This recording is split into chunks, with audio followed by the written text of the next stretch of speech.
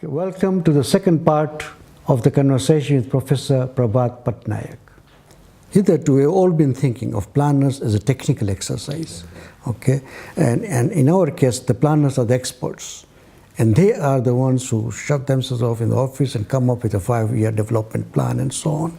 This idea that even in the case of planning, there is a participation of the people. Okay, so the planning becomes a kind of pedagogy of raising consciousness. It becomes a school, so to speak. Okay. I must, yesterday I did not mention this in my talk because there was not enough time. But when we first made the plan in Kerala, first thing we did is that the plan document that we prepared, the approach paper, was something which was made public. And there was innumerable kind of correspondence and a lot of little articles in the newspapers attacking, supporting, etc. Mainly attacking, which occurred. And then what we did is that we went from one city to another, organizing meetings of NGOs, of professors, of human rights groups, of women's groups, of Dalit groups, the kind of socially oppressed groups and so on, and to which we would make our presentations and then let them talk. The whole day would go. We would take the first hour or so having some slides where we make our presentation, and the rest of the day, they tell us whether it's right, wrong, what should happen, etc., and we take notes. So that way, planning then becomes a kind of conversation. It's very important, in my view, to think of planning in this way as a participatory to and fro exercise. Of course, it is a job of the planners. It's not as if you start on a blank slate. The job of the planners is to provide that basic document and then to revise it. That's your job. But you have to get the feedback from society. Right. But that's interesting. But standard argument against that will be, look, there's no time for us to do. These planners are experts. They know what is best. And they have to spend time on bringing out a plan. Now, if you went through all that process, you'll end up not being able to do your plan. That is the standard argument. No, I reject the cult of the expert in the sense that, after all, what is the meaning of democracy? The meaning of democracy is that the people actually choose between alternative strategies, alternative policies, that's the meaning of democracy. And now, implicit in that is the fact that the people can understand the difference between alternative policies. You cannot say, foreign policy is too complicated for ordinary people to understand. No. Then you are being anti-democratic.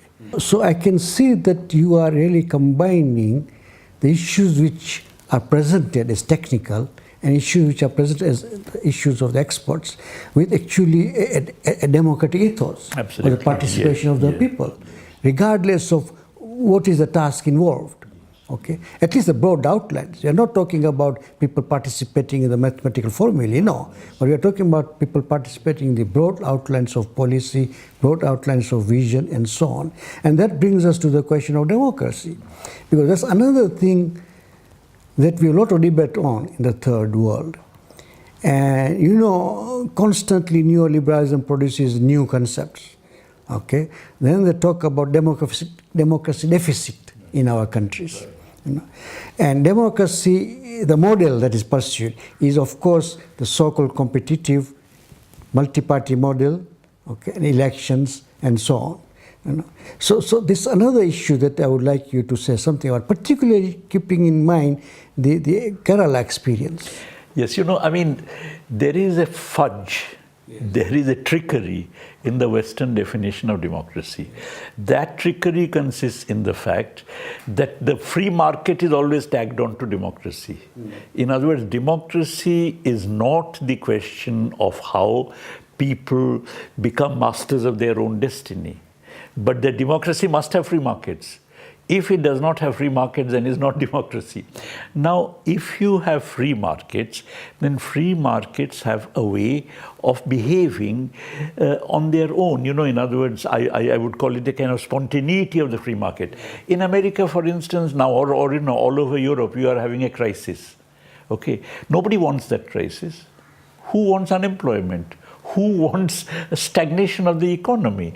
Who wants all these economic difficulties people are facing? But it's there.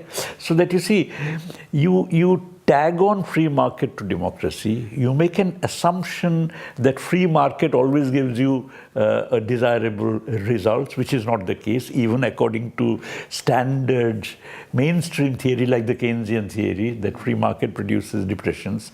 So if that is the case, then people are being hit by crises, they are being hit by developments over which they have no control, but on the other hand, that is a result of the free market. So if the people have to control their destiny, they must also control the free market. And the only way they can control the free market is through their elected government controlling the free market. Now, the moment you do that, then of course, in the West, they would say the democratic deficit. You know, that you don't have free movement of, free multinational capital is not allowed to move into your country, there's a democratic deficit. That is what I reject. Right. Yeah, let me slightly change the subject, because one of the big debates that we're having currently in Tanzania is the whole question of the industrialization drive, that there is no way we can develop without industrialization.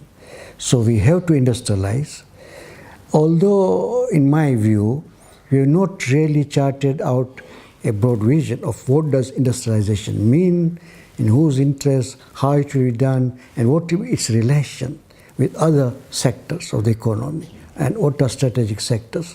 What is your experience? No, I completely agree with you.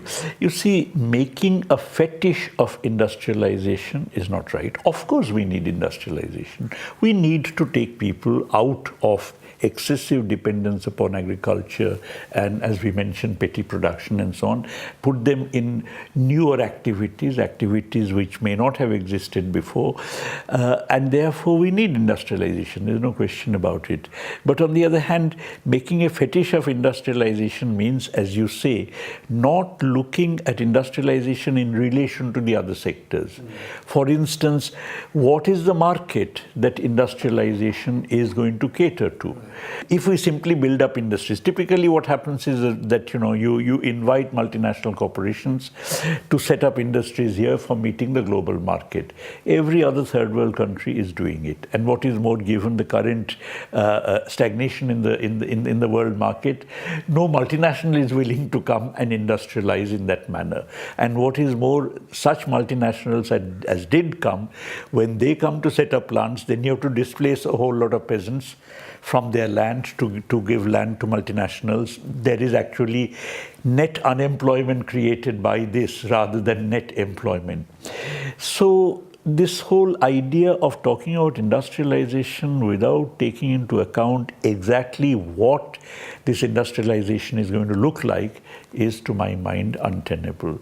I believe industrialization has to be one which basically has to cater to the domestic market. There may be countries in which the domestic market is very small, but in such cases there should be a coming together of countries, maybe a sort of common market, African common market, East African common market, whatever. In other words, there are various ways that there has to be South-South cooperation to expand the domestic market. Then you're not dependent on the world market for fluctuations for the kind of livelihoods of your people. The second thing is that industrialization must not be accompanied by net labor displacement. Okay, I think, and then of course the whole ecological question is very important. In my student days we never discussed it, but now that we know the damage that industrialization has done in many third world countries, we have to be very sensitive to it. I think given all these, we should be talking of industrialization. Yeah, I think the point you make is interesting, because I can see, I do not want to be alarmist, but I can see certain problems when you talk about industrialization and rapid industrialization without having a good framework of your vision and framework. Because what is happening in the north, and even in other countries which are now developed, like China or India for that matter, is that the drive of industrialization, strangely enough, is supported by multinationals. Even the World Bank these days, the supports industrialization. And what do they say? To facilitate industrialization, to attract foreign capital to come and industrialize, we must of course give the usual benefits, tax holidays, etc., etc. And now the new fad is these zones, EPZ zones, okay, and so on. But my fear is that, and in these zones actually you do away with all your laws and regulations. Including labor laws. Including labor laws. That's right. It's good you mention it, because in our labor laws, there's section 98, which says the minister under certain circumstances may exempt certain industries or certain areas from labor laws. And these were actually meant for EPZ zones. Okay. The other fear is that now that pollution has become a big issue in these countries, they're likely to offload the dirty industries on us. Absolutely. Absolutely. In fact, Lawrence Summers had this horrendous idea that from the West, all the polluting industries should be shifted to the third world, because there they don't value life so much as we do. I mean, it's horrible. Yeah, absolutely. Yeah. And that brings me to the last leg of our discussion. The very interesting question you were asked by one of the planners, a civil servant. And he asked you, I think you touched on it, he asked you that, well, fine, you can have very good ideas, you implement them, maybe land reform or democracy and so on, and then you get a regime, a successor regime, which actually reverses all those things. So what is the guarantee? What would you do?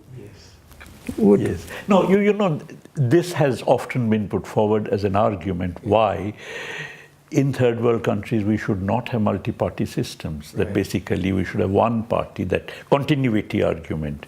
But on the other hand, to my mind, that is not a valid argument. I think it's very important in the third world that there should be, of course, a multiplicity of parties, but on the other hand, there should be some agreement on the broad trajectory of development. Even if there is no agreement between political parties, as I was saying earlier, that any party that actually has a certain agenda of development which it puts forward should be able to command a consensus among the people, among the intelligentsia in favor of this.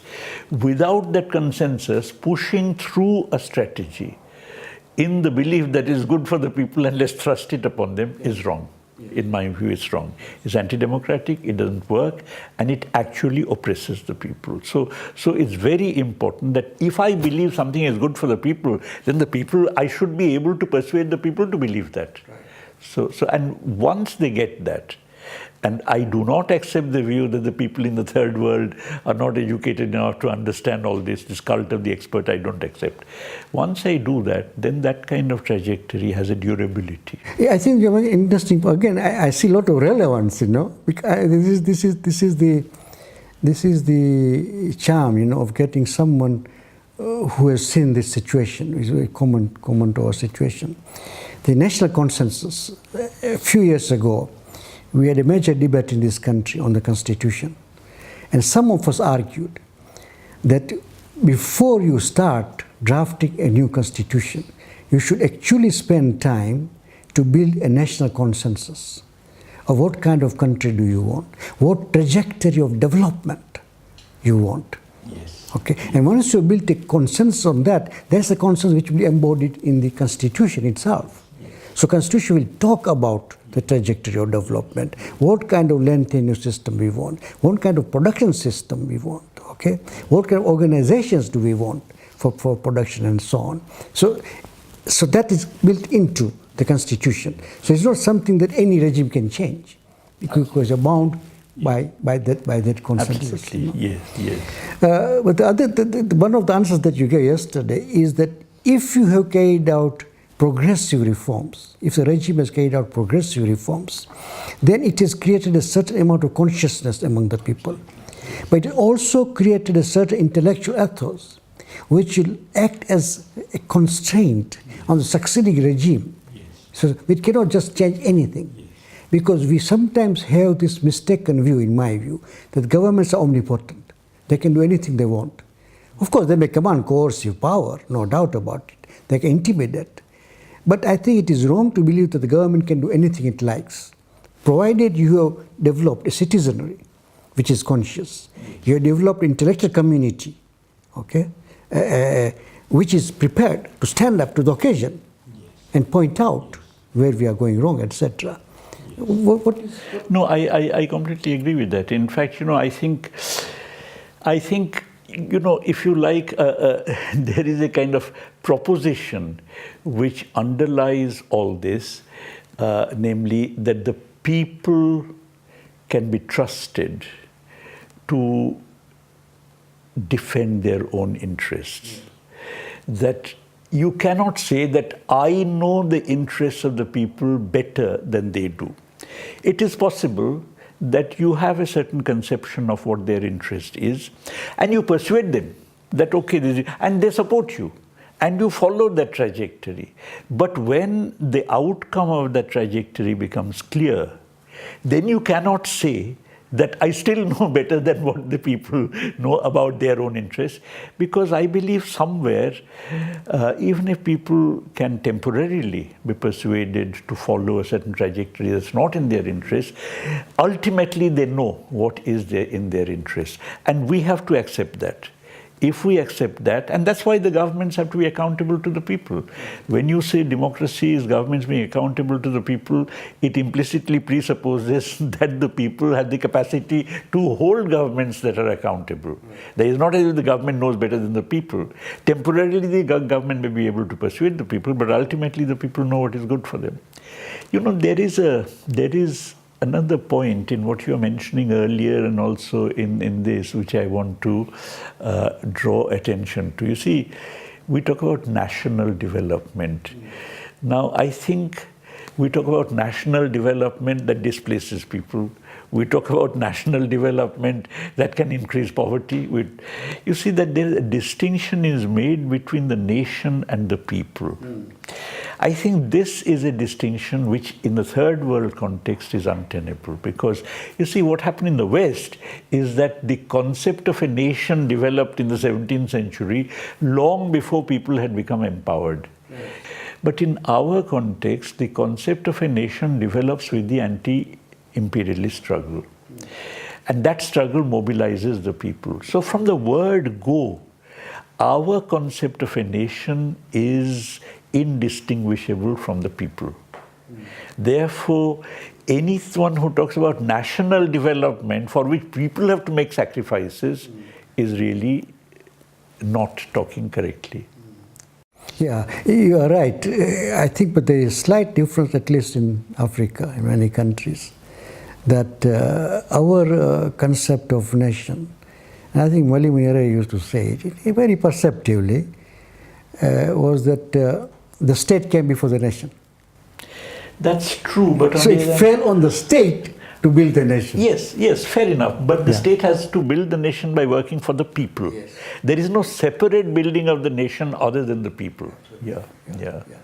And sure, that does not become a statist. That's right. Exactly. It doesn't become statist, you see. People, the state knows best and so exactly, on. No. Exactly. And I think the important point is also to guard ourselves when we talk about the people, and not to talk about people in a populist sense. Okay? The working people. Yeah, the working people, number one, but also not so to say people are always right type of populist argument. Okay? So that is also... The people as they exist hold all kinds of views. They hold prejudices. In India, they may be casteist. They believe in patriarchy. They hold all superstition. They hold all kinds of views. But on the other hand, what I am suggesting is that it is possible for the people to become conscious of what their own interest is. Okay, so that the fact that empirically at any particular moment of time they may hold all kinds of views does not mean that forever they would actually be people who are wrong and the state is right. Right. Actually, that's interesting, because I always argue with my colleagues when we're talking about Mwalimu Nyerere that Mwalimu Nyerere was not a populist. He was popular, but he was not a populist. Absolutely. And when it demanded, he would stand up and say something which the people don't like. Absolutely. But tell them, people may be wrong. You may want this, but this is not the right thing. unlike a populist. Populist will sort of, follow the masses rather than lead the masses. But in the Indian context, this is what Gandhi did when the partition was taking place of the country and people were killing one another. He went on a fast, indefinite fast, saying that until this killing stops, I'm not going to touch food, And so ultimately that persuaded the people, okay? And it stopped. And there was unanimous kind of request to him to give up his fast and so on. The people, in other words, did change their positions, and that is something which saved the lives of millions of people belonging to the minority. So you have to pit yourself against the people. Right. But even while pitting yourself against the people, you must have the confidence that you'll be able to convince the people. Right. Absolutely, absolutely. And that depends on the integrity of absolutely, of course. You are not going to convince the people if you yourself are not. Exactly. Okay, that brings me to the last question, really, about the development of intellectual ethos, which are critical and which can stand up at critical times. What do you think is the place and role of our universities in this, in developing, in generating this intellectual ethos? I'm a university man myself. I place an enormous weight on the role of the universities.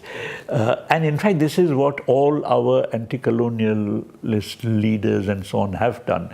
Because if we are going to have greater consciousness among the people, if we are going to have an intelligentsia that, if you like, works as a trustee of the people, right. In that case, who forms that intelligentsia? Obviously, the university system, the system of higher education. So the system of higher education is very crucial for this, and it must play a number of, there must be a certain lot of characteristics associated with it. The system of higher education must not be oriented to producing self-seeking individuals.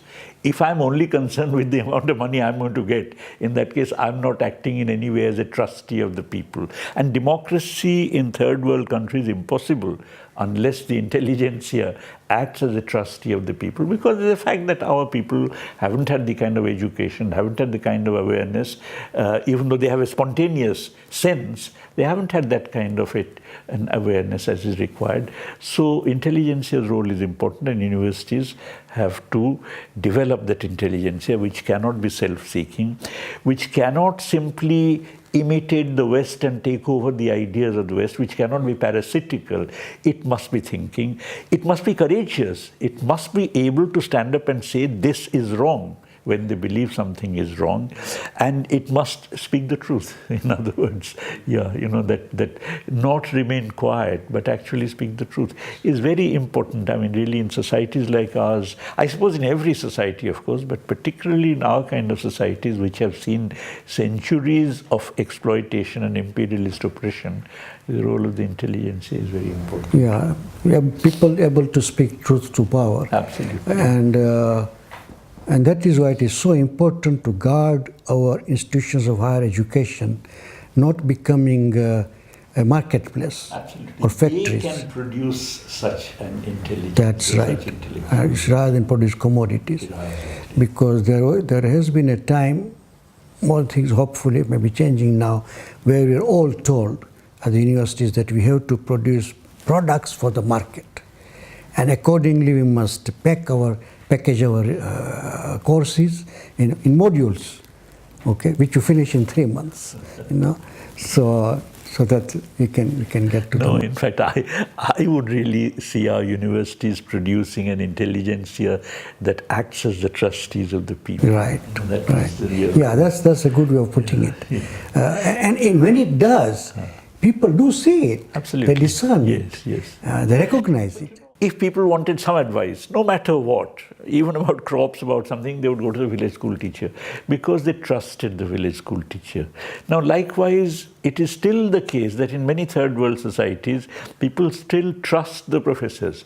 Now, if the professor is somebody who's basically looking after his own interest in how to migrate to America for a better job, in that case, that trust would go, in which case these societies would be in great difficulty. You really very precisely pointed this out with our own experience. Even even in our case, in villages, school teacher is highly respected person.